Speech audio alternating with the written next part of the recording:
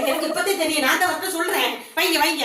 ஏங்க என்னமோ உங்க ஃப்ரெண்ட் சரவண ஹாஸ்பிடல்ல அட்மிட் ஆயிட்டாருல, குரூப்ல வந்திருக்கு. ஹாஸ்பிடல் அட்மிட் ஆயிருக்கானா? சொல்லவே இல்ல, குரூப்லயே வந்துச்சா? அட இருங்கடா, ஒரு கால்ல பேசிட்டு வரேன். சரி.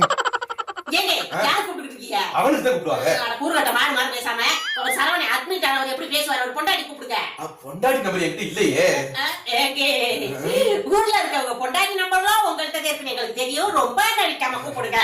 அவசரமா தேவைப்படும் வாங்கி வச்சிருக்கேன். அடி சாதா அத்தை இருங்க அத்தை.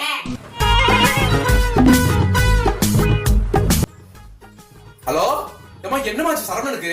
நைட்டு சாம்பார்ல சாப்பிட்டு படுத்த வருது, இன்னும் கண்ணு முழிக்கல. 10 நாள் ஆகும் டாக்டர் சொல்லிட்டாரு. நைட்டு சாம்பார் சாதம் சாப்பிட்டு படுத்த வந்தானா? 10 நாளாவது கண்ணு முடிக்கன்னு டாக்டர் சொல்லிட்டாரா? அந்த சாம்பார்ல கொஞ்சம் பாக்கி இருக்கான்னு கேளுங்க. உங்க அம்மா கூப்பிட்டுட்டே இருக்காங்க. அத்தை என்ன கூப்பிடுங்க?